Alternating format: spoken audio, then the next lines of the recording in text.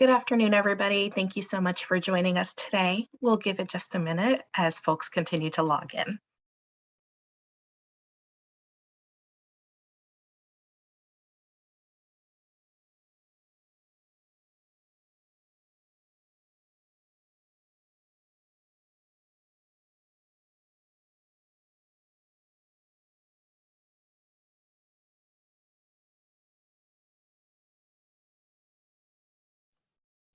Good morning. Thank you again for joining us. We'll give it just a few more seconds while folks continue to log in.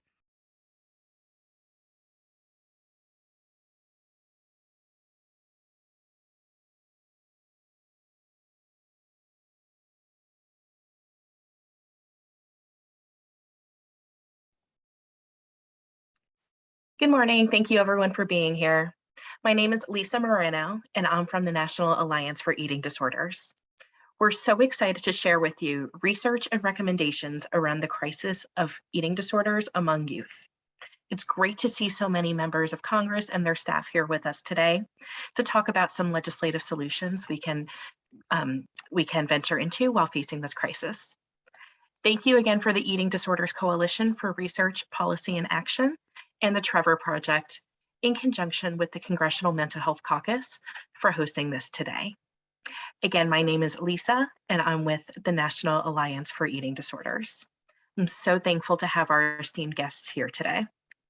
As Congress well knows, the COVID-19 pandemic has had a severe impact on mental health, especially on youth. Between social isolation, disruption in routine, increased social media behaviors, all combine to form predispose kids to disordered eating. In fact, eating disorder emergency room admissions have doubled from 2019 to 2020. And eating disorder diagnoses have increased by more than 25% for youth aged 12 to 15 years old.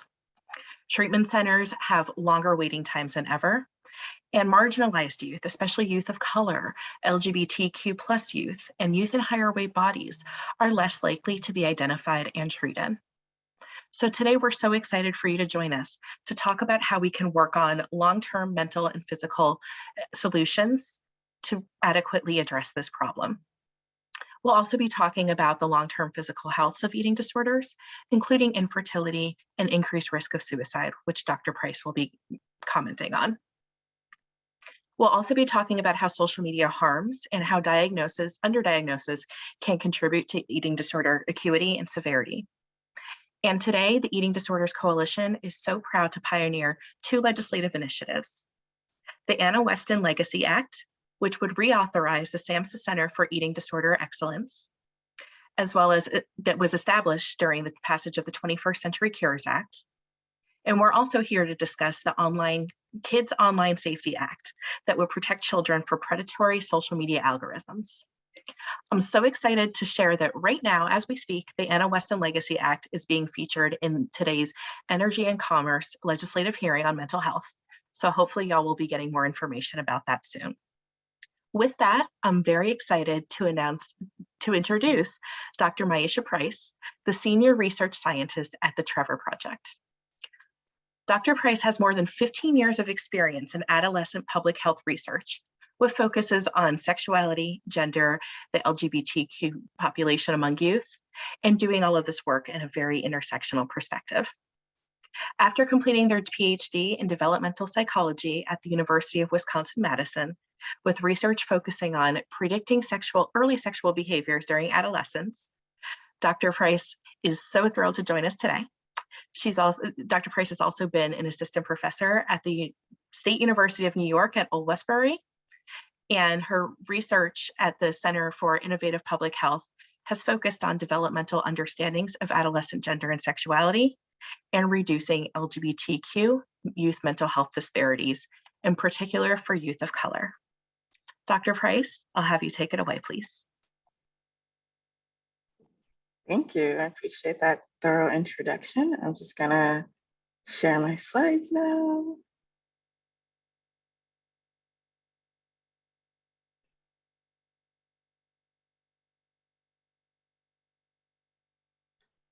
All right, we're good on the slides? All right, so I will skip this. We all just got my introduction. I do this thing where I try to get as many slides as I possibly can in the time that I have. So I might come off a little bit, not as a little bit robotic, but I will get through this information in the time that I have allowed. So I want to start off by saying that LGBTQ young people experience significantly greater rates of both eating disorders and attempting suicide compared to their heterosexual and cisgender peers. So among the broader population of US adults, those with a history of eating disorders are found to have nearly 5 to 6 times greater odds of attempting suicide compared to those who have never had an eating disorder. So when we think about this in terms of the minority stress model, past studies have found that rates of eating disorders and suicide risk among LGBTQ individuals are related to experiences of bullying and discrimination, as well as the internalization of the stigma based on their LGBTQ identity and the concealment of that LGBTQ identity. So additionally, the previous research indicates that particular subgroups of LGBTQ, members of the LGBTQ community, such as those who are transgender or non-binary, may be at even greater risk for eating disorders. And so a review of eating disorders among transgender individuals found that body dissatisfaction is a common stressor and places some transgender individuals at greater risk for eating disorders. However, all of this is to say that less is known about eating disorders among LGBTQ youth, and particularly among transgender and non-binary youth and youth of color. So that's what our particular study was focused on. So using data from the Trevor Project's 2021 National Survey on LGBTQ youth mental health, our February 2021 research brief, which you can find online, examined eating disorders among LGBTQ youth and how these eating disorders related to suicide attempts among LGBTQ youth. And importantly, these data also provided a more intersectional approach by examining which particular subgroups of LGBTQ youth reported the highest rates of eating disorders. So I want to start off by saying overall 9% of LGBTQ youth stated that they had ever been diagnosed with an eating disorder, with an additional 29% stating that they'd never been diagnosed, but suspected they had an eating disorder. And if you look at the graph, you can see that cisgender LGBTQ boys or men reported the lowest rates of being both diagnosed with or suspecting they had an eating disorder. Transgender boys or men and non-binary youth assigned female at birth had the highest rates of being both diagnosed and suspecting they had an eating disorder. And then we can see that cisgender girls or women, transgender girls or women, and non-binary youth assigned male at birth all had similar rates of being diagnosed with or suspecting they had an eating disorder. So when we start to look at across race ethnicity, we can see that LGBTQ youth who are Native or Indigenous or multiracial reported the highest rates of being diagnosed with an eating disorder, and that's across race ethnicity, with an additional 1/3 of both groups suspecting they had an eating disorder. You can also see that LGBTQ youth who were Asian American, Pacific Islander, or Black reported the lowest rates of being diagnosed with an eating disorder. However, one of the things I really want to point out with this is that Black LGBTQ youth reported comparable rates of suspecting they had an eating disorder. And that's at 4 times the rate of actually being diagnosed with one. And so indeed, the rate of suspecting they had an eating disorder is comparable to white LGBTQ youth, despite the fact that white LGBTQ youth were being diagnosed at more than twice the rate of Black LGBTQ youth. And so when we start to look at how this relates to suicide, we can see that LGBTQ youth who had never been diagnosed with an eating disorder had nearly 4 times greater odds of attempting suicide. Sorry, let me back up. LGBTQ youth who had ever been diagnosed with an eating disorder had nearly 4 times greater odds of attempting suicide in the past year compared to those who had never been diagnosed with nor suspected they had an eating disorder.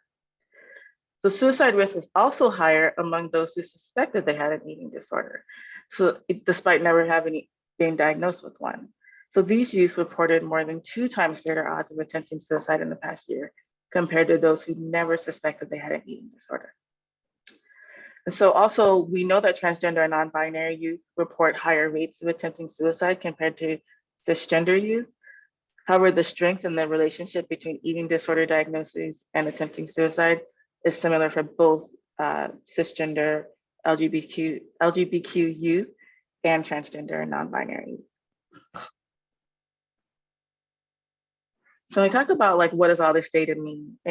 So the relationship between eating disorders and suicide risk in LGBTQ youth suggests that providers must do more to close this gap between youth who are suspecting they have an eating disorder and receiving clinical diagnosis in order to receive the care they need. First and foremost, primary care providers, especially those providing pediatric services, should be trained in the screening and identification of eating disorders. And this should include particular focus on how to recognize eating disorders in patients who are higher in body weight, patients of color, and those for whom their symptoms may present differently than what is than the traditional patient. Healthcare providers working with LGBTQ youth should routinely assess for risk for potential mental health concerns such as eating disorders and suicidal ideation. Furthermore, to create an environment in which youth feel comfortable disclosing to healthcare professionals, healthcare organizations and training programs should focus on developing and maintaining a high level of provider cultural competency regarding all aspects of youth identity. And that should include their sexual orientation, their gender identity, and race ethnicity, among other things. And so further, there's a need for greater attention to cultural competencies and the assessment and treatment of eating disorders, particularly regarding ways that that their presentation and underlying causes may vary depending on youth gender identity or race ethnicity. And finally, given that previous research has found the significant relationship between both minority stress and eating disorders, minority stress and both eating disorders and suicide risk, there is a need to focus on policies and practices that can confront LGBTQ-based victimization and aim to reduce minority stress. This can mean creating safe and supportive school environments, enacting anti-discrimination policies, and increasing access to gender-affirming care for transgender and non-binary youth. So with that, I want to thank everyone for listening to what I had to say today and open up for a few questions that people may have. Thank you so much, Dr. Price, for that very sobering information. It's, I think, really important for all of our community to realize how much more at risk LGBT youth are of developing eating disorders, as well as suicidality. So, Dr. Price, can you speak to how the pandemic particularly has impacted eating disorders, especially among LGBT youth, youth of color, or even youth in general? Yeah, so while our data doesn't really speak to the impacts of COVID-19 directly, we have found that the pandemic has had this rippling effect on mental health for many people, and that's particularly including people who were already marginalized. So prior to COVID-19, LGBTQ youth were already at higher risk for like a variety of negative mental health challenges that were only exacerbated by the pandemic, such as anxiety, depression, suicide, and often that was due to feeling isolated from sources of support. And we have things such as job loss and housing insecurities. And so we also know that the pandemic had disproportionately affected people of color. So all of these things are obviously had an impact on LGBTQ youth and youth of color in general.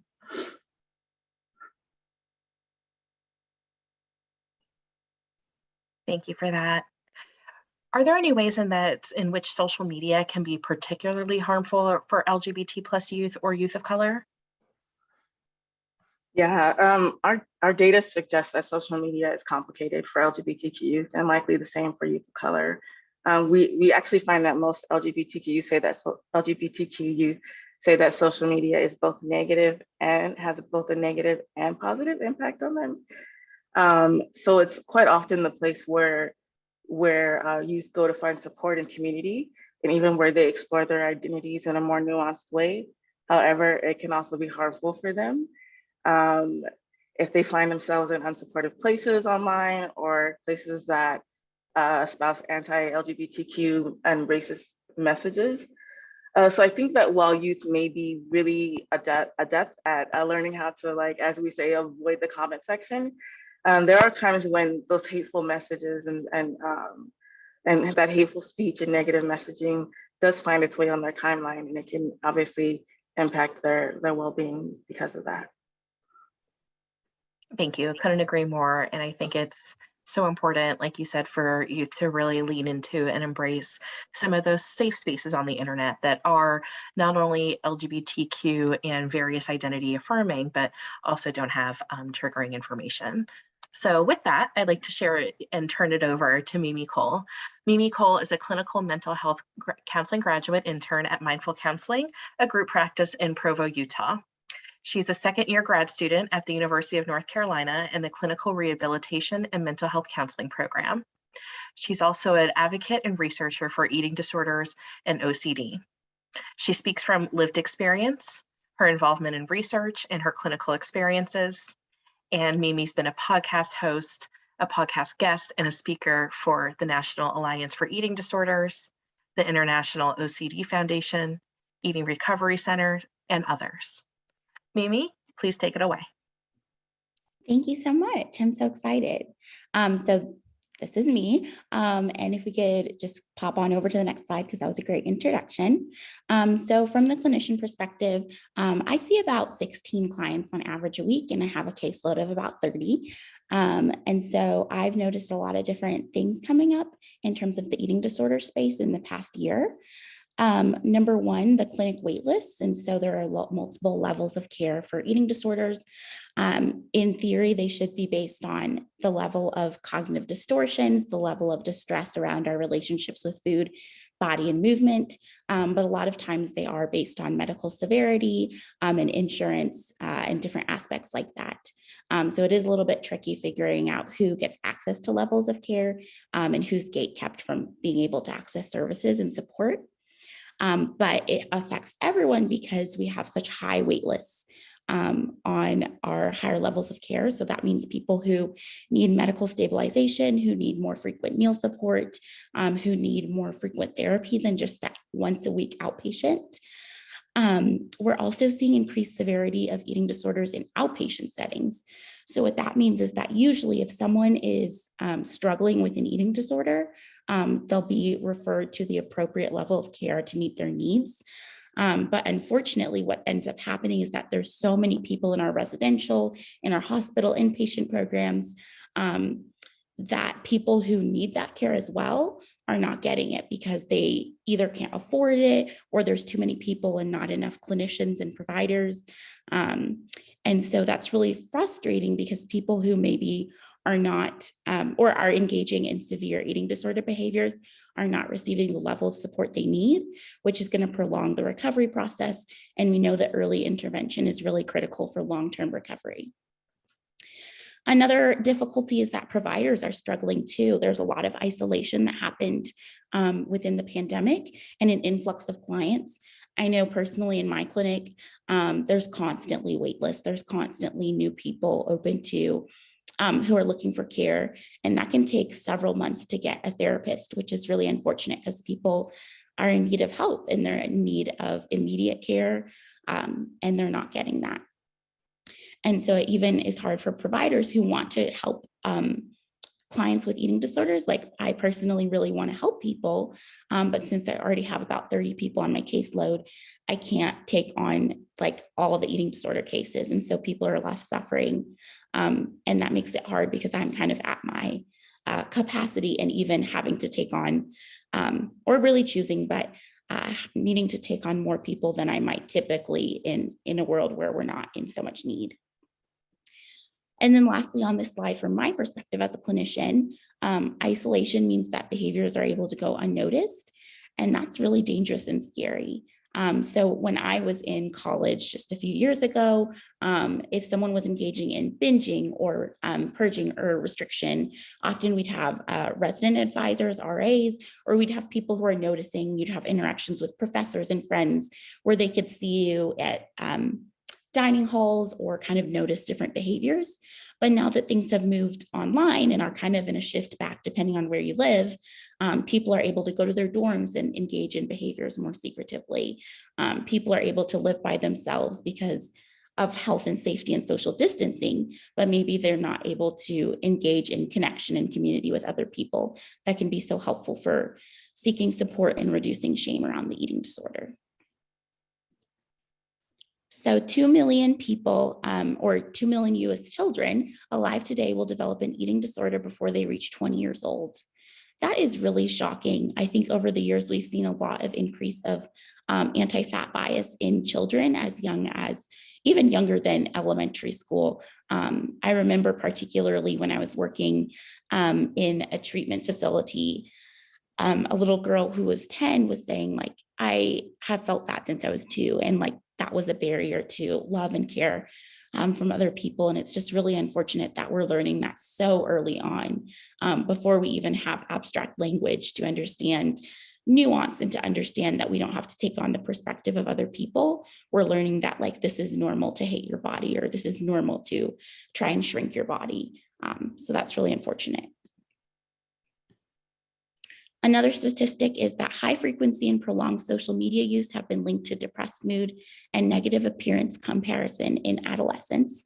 So kind of to bring that down to level, because I know sometimes research terms get lost up in my head. But basically this extended use of social media is making us really sick, mental health wise, especially for young adolescents.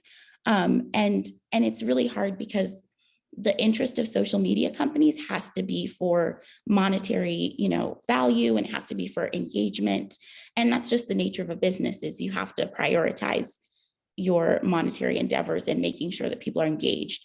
But at the same time, it's having negative effects. And if there's no one who has an interest of the kids instead of the business interests, then we're really missing out on a lot of opportunities to help people. So kids' mental health and social media, some of the negatives are that it, sorry,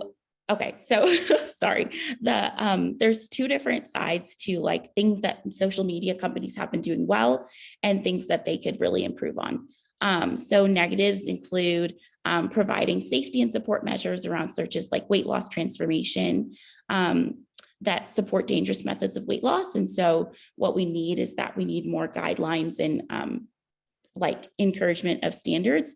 And I know that can be really hard because some people believe in more restrictions. Some people believe in more like you should have the right to like not have government or like company involvement. And that's really fair.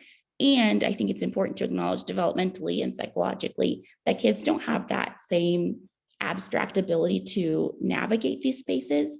And I think it's important to protect minds that are still developing and growing. And so I don't consider it the same as like, I know it can be viewed as like a censorship, but I think it's also important to acknowledge that like, if people are in a vulnerable place and we have a moral duty to help people, have positive mental health, I think that's something we can all agree on, is that we want kids to be able to discern what's helpful for their bodies and have choice around them. So I think it's important to have informed consent, which is something that's big in research and medical spaces, to understand what content they're being introduced to, and to also understand the potential consequences so that they can make informed decisions. And then another thing is just like warnings before potentially triggering hashtags is another, as a positive way that social media has come at this problem. And so I've seen sort of like in Instagram, if you type in anorexia or like an eating disorder behavior, it's really great that they've started to say like, oh, like, do you need help? Like, here's some resources, etc. However, it's still not perfect in that they're going to look up other terms like weight loss and how to, shrink your body type of thing that aren't regulated as much. And then platform algorithms have been shown to place extreme eating disorder content next to youth targeted advertising and serve it to vulnerable users to maximize engagement.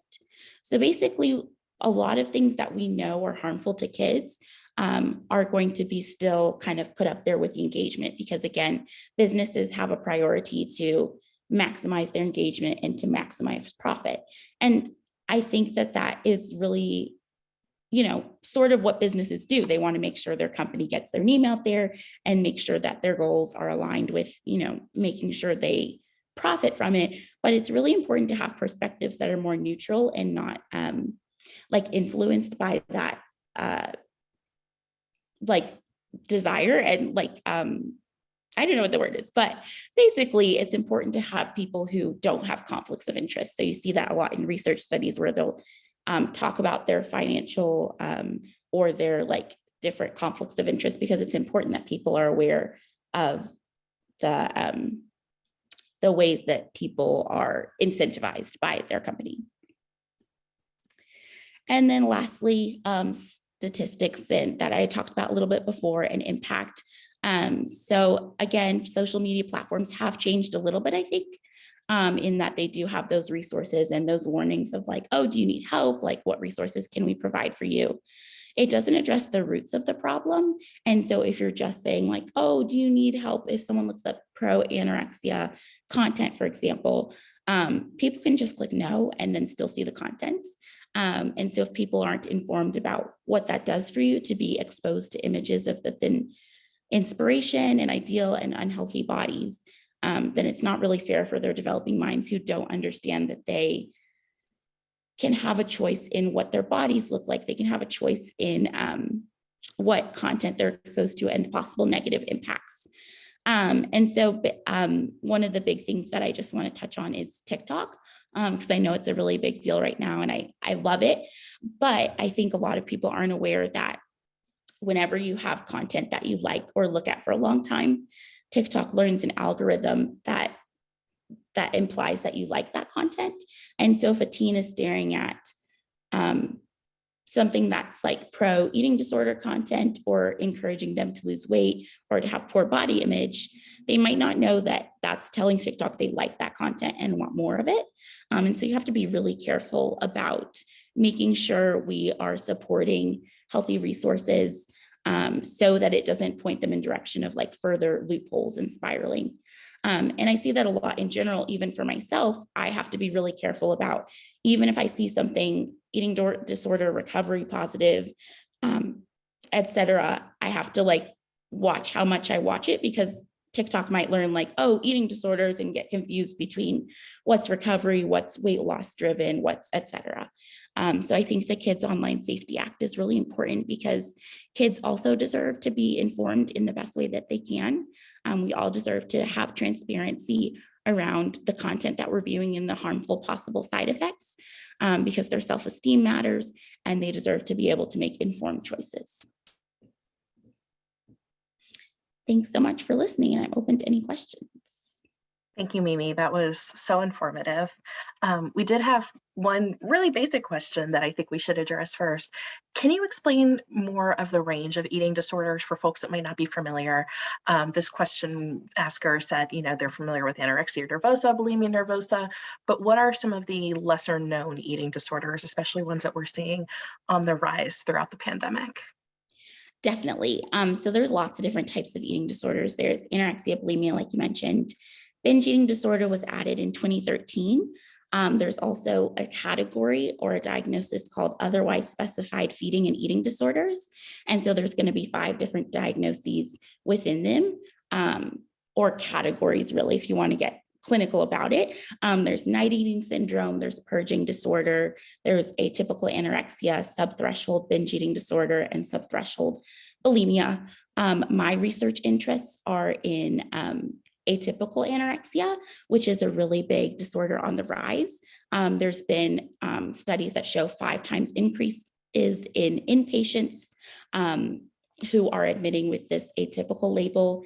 It's a little misleading, because atypical just means that they meet all criteria for anorexia nervosa, except that despite significant weight loss, they're not underweight according to the BMI, but they still have the same medical complications. And they also have even worse on average cognitive eating disorder pathology. So they have a lot more, even more distress around body shaming and eating disorder thoughts and patterns. But yeah, it's really important to understand that eating disorders manifest in lots of different ways. And I just see someone said, please mention ARFID, and definitely, I think that's really important. ARFID, so there's feeding and eating disorders. And so there's like feeding disorders such as pica or rumination disorder, or ARFID, which is avoidant restrictive food intake disorder. And so we see a lot of different things. We also see things like diabulimia, which isn't necessarily in the DSM where we identify eating disorders. But there's also like orthorexia, which is an obsession with healthy eating. And so I think it's just really important to understand that eating disorders are not limited to the ones that we see in the media or the ones that we even see in this book that we use to diagnose, because they manifest in different ways and they exclude certain people, these diagnoses in a certain book, because we don't have research on minorities like trans and LGBTQ youth might have different presentations. Minorities like Black women might have different presentations. And so it's really important to understand that we're missing people when we confine it to just anorexia and bulimia. Thank you so much for explaining that, Mimi. And that kind of goes back to a question that someone asked in the Q&A, if there are any eating disorder screening tools that are specific to LGBTQ folks. And unfortunately, there's not. And I know that Dr. Good will get more into that in a little bit. But thank you for touching on, Mimi, the importance of acknowledging that eating disorders can affect anybody, regardless of body shape or size, gender, sexual orientation, socioeconomic class. So thank you for really emphasizing that. One last question for you. You talked a little bit about how the TikTok algorithm kind of gives people that social media rabbit hole where it's giving them more of that content that it thinks they like because they're spending time looking at that. Can you talk about what it's like when someone kind of gets stuck in that rabbit hole of eating disorder content? Yeah, it's really hard to get out of whether you're informed or not. And I think that the hard part for kids is that they're just kind of going through a social media platform that's new and that is with other kids. And so they might get sent different things from their friends. They might get a lot of like positive reinforcement of looking at bodies and then engaging in behaviors and feeling like, oh, I'm losing weight, or, oh, it's like having a positive impact. But when you're stuck deep in that TikTok kind of hole, it's really hard to get out of. It's not like Instagram or Facebook where maybe you see content of friends and you get to curate it that way. It's kind of like based on what you see. And so if you are constantly thinking, my body's not good enough, you're seeing bodies that are quote ideal, but look like yours, it's going to be really hard to understand the world beyond that.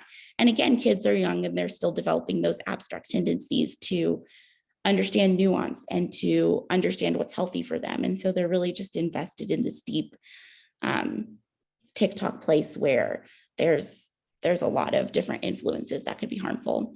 And even just understanding that it's not regulated as much for kids, you know, back when a lot of us were younger, maybe we had permission to get Facebook when we were 13 finally, and our parents were really strict about monitoring our use, but now it's really just like open for all content to see.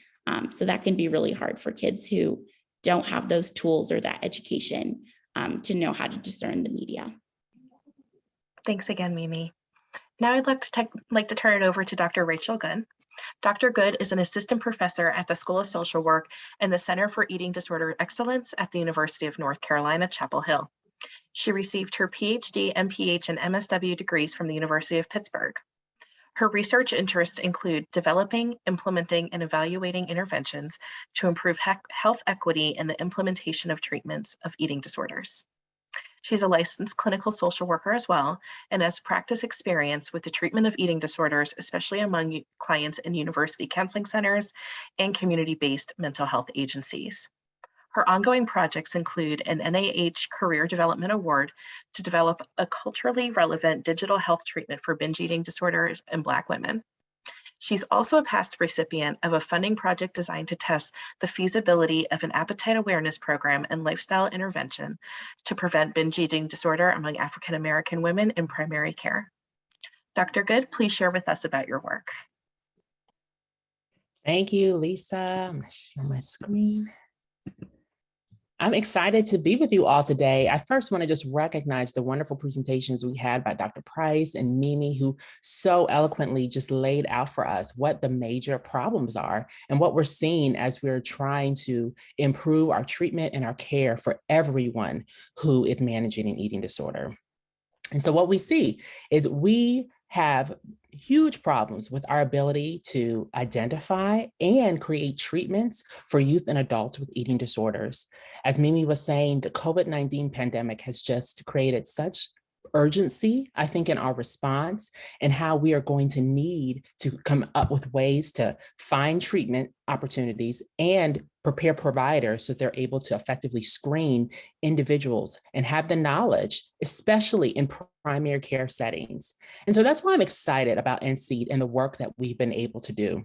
And so NCED, the purpose, this is the first and foremost center of national excellence. It was established in 2018, but it provides evidence-based resources and guidance for healthcare providers as they have to make their decisions about the treatment and how to manage eating disorders. We have heard time and time again, so many providers don't feel comfortable, especially primary care providers. They don't always get the training that is needed to be able to screen people effectively for eating disorders. And we know that that is the place that people often go first, especially youth. They are often being seen by their doctors. And so for that to be a truth that primary care providers don't feel comfortable, that is not acceptable. And so NCED has been working to develop tools and assistance to do that.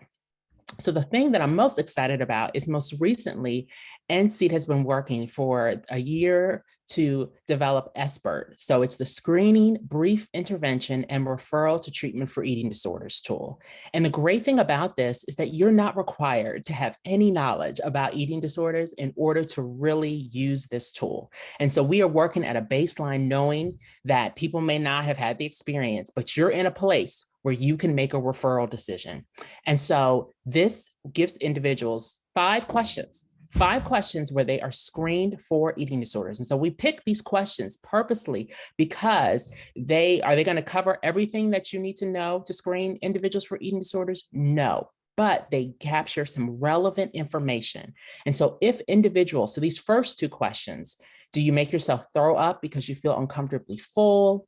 Do you worry you have lost control over how much you eat? If individuals answer yes to these first 2 questions, they are provided information for the latter 3. And then the most important thing is that they're given a risk factor, okay? And so an individual will be given this risk factor, and then you will get information that you can copy into your EHR. And you also will be provided language, phrases to use to counsel your clients on your patients on the next step that they need to take. And so it's really just a beginning. And so we're excited. And just with your support to reauthorize the Anna Weston Legacy Act, this will allow this work to continue.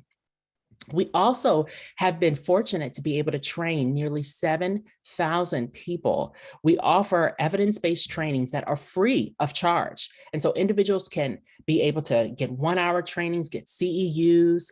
And so 16,000 people indirectly have been trained. And then we have 700 plus providers getting CME CE credit. So again, this is just providing those opportunities when people don't know where to go get the access, get the information for the treatment of eating disorders. NCED has been working over these last 5 years to be able to be that place. We also have just resources, general information, and we have vetted. We have a content experts who are part of the center. And so they have gone through each resource that we put on the website to vet it for accuracy, that it's relevant to what we've learned in our scientific research, and to make sure that it is really encompassing the concerns of everyone with eating disorders. And we're not saying that we're doing that perfectly, but we are working to try to make sure that that is reality in this place. We also have created infographics for some of the major, just to kind of provide just a snapshot, right, of information that people may need quickly. We know that in this information, the digital age, people don't have time. They're not going to be reading things long term, but we want to make sure we provide just different snippets. And so we've had access to resources on 9 truths about eating disorders because we know there's so many misconceptions about there. We've also created infographics on eating disorders in African Americans, just for an example, on eating disorders in youth. And so we are working hard to just try to fill this space and do better.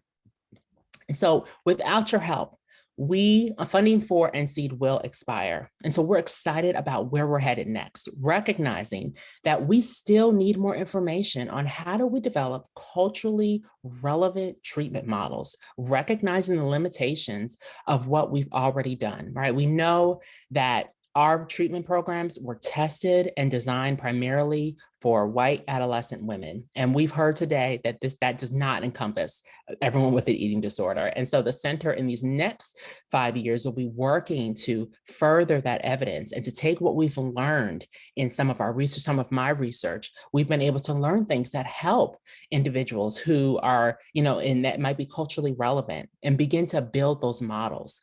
We also want to expand our evidence for the treatment of eating disorders at the pediatric primary care level, knowing that that is an important place of intervention. And we want to make sure that we have exactly what is needed so that we can support our youth and begin to do better at our ability to detect and treat eating disorders. So thank you so much for your presentation and your time, and I look forward to answering any questions. Thank you, Dr. Good. That was very informative. The first question that we have, is there a particular screening tool that is effective in identifying eating disorders, and how is the center working to build that in the future? Sure. So there are several. One, it depends on the eating disorder, but the BED7 is it's a brief screener that's often used to identify some of the symptoms of binge eating disorder. So we like that because it's a very brief tool, but with iceberg, we are really working to kind of create that and make it, we have different tools. And so to bring that into a streamlined place so that individuals are really being able to kind of get some of those basic questions so that you won't feel like you have to go and look up that information, but we can just be able to get that information out to you. Thank you. The center trains providers on eating disorder identification. Can you talk about some of the misconceptions around eating disorders that are common among primary care providers? Sure. I think primary care providers have struggled because our stereotypes and what we've seen for so many years is that eating disorders are, first, you can tell who has an eating disorder by looking at them. So they might be looking for individuals who might be meeting a certain weight status. So if you are in maybe an underweight category, they may be more likely to see certain things, but we know that eating disorders do not discriminate based on weight status. And so I think one of the challenges we see is that primary care providers, especially if you are carrying maybe more weight than I think stereotypically might be associated with an eating disorder, they may be more comfortable, more likely to screen you for the dangers of obesity, type 2 diabetes, chronic disease. And so they might just miss it because they may not know how to ask the right questions. Also, if individuals, again, aren't maybe white adolescent women, they may also not coming in for anorexia nervosa, they may miss it as well, just because we haven't been able to get them the training that they need. Sorry, I was on mute. Thank you so much. As you mentioned, the center is up for reauthorization right now through the Anna Weston Legacy Act. And if reauthorized, the intention, like you mentioned, is to build training modules specific for marginalized populations. What does culturally responsive eating disorder identification and treatment look like? So I think at first we have to ask different questions to understand if an eating disorder is present, because we recognize that different things, it may not be, I think historically we think it's just the desired, the over evaluation of shape or weight, the desire, to pursue thinness. And that is not the only reason that people develop eating disorders, right? We have research that shows the concerns of poverty, trauma, sexual abuse, racism. These are things that influence the development of disorder eating, but our assessments don't really incorporate that information. And so sometimes we're not asking the right questions. And so if we're not asking the right questions, then people aren't going to be able to talk about some of their disorder eating concerns, because it may not be that reason that it develops may not be, based on thinness or those concerns. Also, I think it's important just to consider what eating means in different cultures and what the relationship with food, and being able to truly assess that and understand meaning that individuals have towards food and how it has, just what the historical and cultural relationship between that has been for different cultures. And we know it is not the same, and it does not necessarily, it's not one size fits all. I think a lot of our assessments have been colorblind assessments, and we just kind of do it the same way for everyone without recognizing some of the nuances. And it can take a lot to really, it can be challenging, right? Especially if you don't understand that cultural group. So I think it's going to also be important for us to continue to find providers, find researchers who represent some of the groups that we hope to serve, and empower their voices to help guide us as we move into the future. Thank you so much. And just before we wrap up and answer the rest of the questions, I just wanted to share again the 2 bills that the EDC is working on and that Dr. Good mentioned, the Anna Weston Legacy Act, as well as the Kids Online Safety Act. And I know there's some information that Maddie has placed in the chat. We're encouraging all of you to please co-sponsor these pieces of legislation. You can reach out to a member of the Eating Disorders Coalition team for more information. And if you're not here representing a member of Congress or a staff member, please call your members of Congress and encourage them to support this legislation. We do have time for some more questions, so please continue to put them in the Q&A section. We do have a question here for Dr. Price. We know that there's a strong correlation between eating disorders and suicidality in youth. How does that play a role in everyone's work with patients and researchers? Yeah, that's a great question. So the first thing I want to point out is that the correlation means that these 2 things hang out together. So as I kind of mentioned, there's probably something impacting both of these. And so one of the things that we should think about as healthcare providers and researchers and the like is that not only should we be screening for eating disorders as a potential risk for suicide, but also that that something is likely contributing to the incidence of both of these things, as I mentioned. So both eating disorders and suicide, and Dr. Good just talked about that. So based on our research, we know that how LGBTQ youth are treated has a major impact on their mental health and well-being. And so if we can find ways to better support LGBTQ youth in their lives, then we might be able to mitigate both of these risk factors for them. Thank you so much. So according to a Harvard study, untreated eating disorders cost the United States over $65 billion a year. We also know that eating disorders have the 2nd leading highest cause of death amongst all mental illnesses. So how would investing in early identification, prevention, and culturally responsive treatment minimize those larger costs down the road? And this is for any of you to take.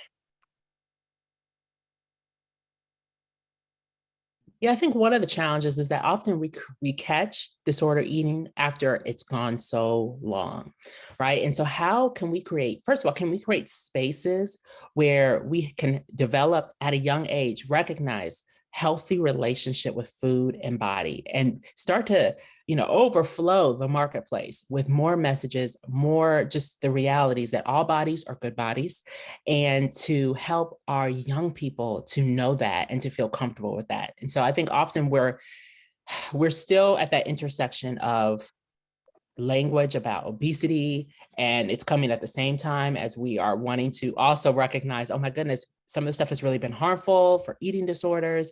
And so we need to begin to kind of get our messages a little more clear, a little more direct, so that we can just prepare ourselves to start earlier, identify these things earlier, and prepare healthy relationships at an early age, and find our way to just help our youth not feel so conflicted about their bodies.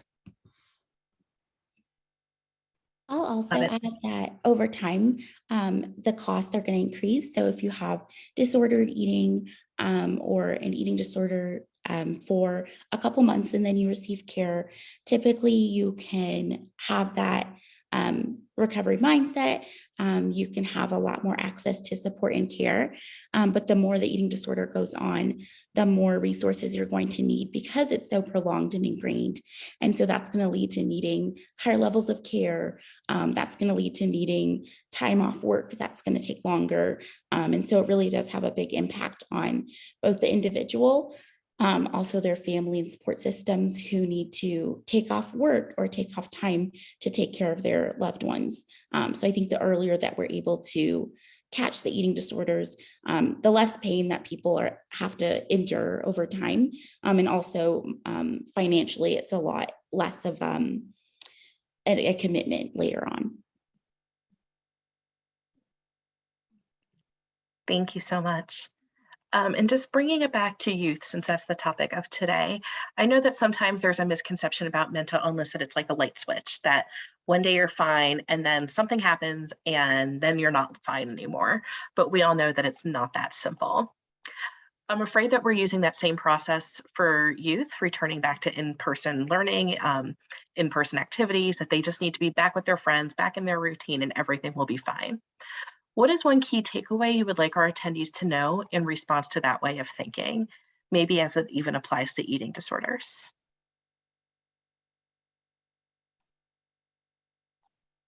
So in other words, I think what this person is asking is, will getting people back in their routine just magically fix the eating disorder, the disordered eating, other issues they might be other mental health issues that they might be facing?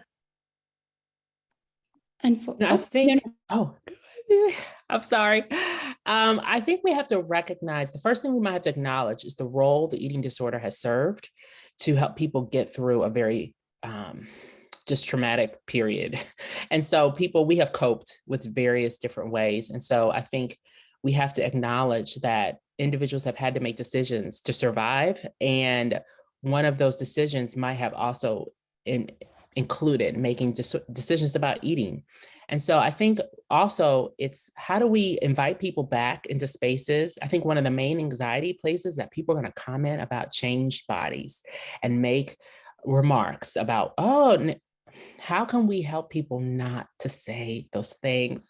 I don't know why our culture is like that, but we just feel like we could comment on everybody's body at any time. And it's so harmful. And especially, again, we have all endured, we have survived the best we could, and individuals are trying to find their way out. So I think it's important for us to normalize and to acknowledge what's present, but also be able to help find, put a hand out and help people to find some pathways forward.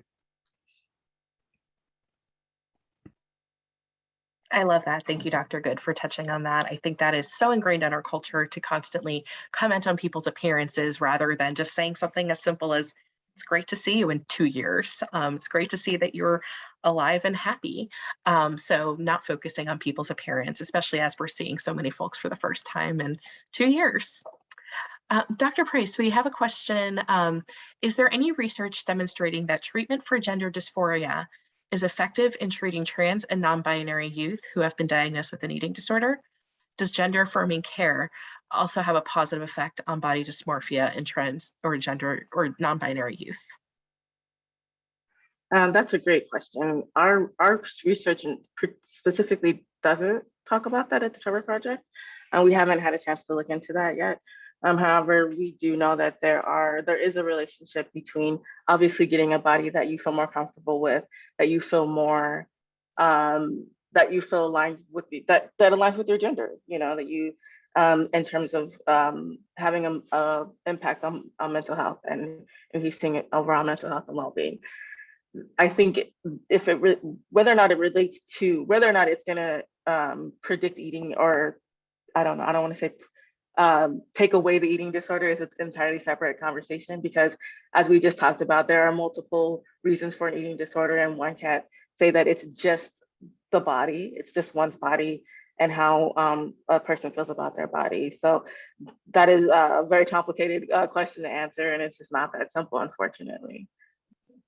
Thank you, Dr. Price. I know something that my clinical team here at the National Alliance for Eating Disorders has explained to me and helped me understand is the eating disorder is just the tip of the iceberg. It's just the behaviors, the maladaptive coping behaviors that you're seeing above the water.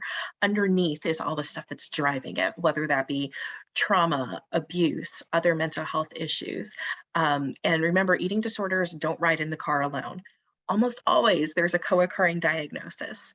whether that be substance use disorder, which is about 50% of the time, or post-traumatic stress disorder. I know here at the National Alliance for Eating Disorders, we have a low-cost outpatient clinic for folks who are uninsured and underinsured. 100% of our clients have co-occurring disorders, 100% have PTSD. We also see disproportionately high rates of autism spectrum disorders, personality disorders, mood disorders. So when all of you members of Congress and staff, when you're talking with other mental illnesses and organizations that work on other mental illnesses, please keep in mind that all of these things are intersectional, that they often exist within the same person. So I think the last question I like to ask, how can we make progress in early identification and healthy body conversations when the amount of funding for eating disorders research and prevention is far outmatched by that for obesity? So Dr. Good, I think this really goes to speak to the Anna Weston Act and the need for co-sponsors to reauthorize the Anna Weston Act so that you all can continue doing the amazing life-saving research that you're doing at the center. So would you like to talk about that a little bit more? No, I think that's one of the hardest challenges is that the funding is so different. And so that I think it's the truth. It creates challenges. But I think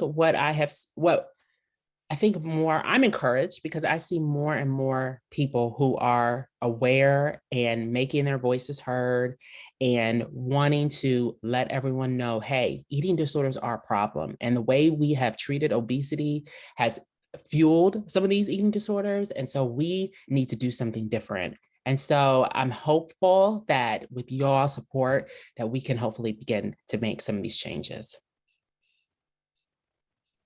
Thank you. And again, thanks everyone for being here today. On the screen right now is more information on the two pieces of legislation that we're asking you to take action on. The Anna Weston Legacy Act would authorize the Center for Eating Disorder Excellence on Eating Disorders for the Center of Excellence on Eating Disorders and expand training to pediatricians and others. And the Kids Online Safety Act would provide comprehensive legislation to address social media harms to minors, including existing FTC authority. So again, for those of you who work for members of Congress, we are asking you to please co-sponsor these pieces of legislation. A huge shout out to our original co-sponsors of the legislation. Of course, if you have any questions for any of our panelists, please feel free to follow up with the member of the Eating Disorders Coalition, and they're happy to put you in touch with us. Thank you all for taking the time out today. We know that eating disorders are incredibly stigmatized, even though they do affect millions of Americans, including hundreds of thousands of individuals in your districts. Thank you for taking this information seriously and for taking this disease seriously. Someone dies every 52 minutes of this disease. So just in the time that we've been here today, someone has lost their life to an eating disorder. So thank you again for your leadership. Thank you to my fellow panelists for being here today. And we hope you all have a great, wonderful day. Thank you.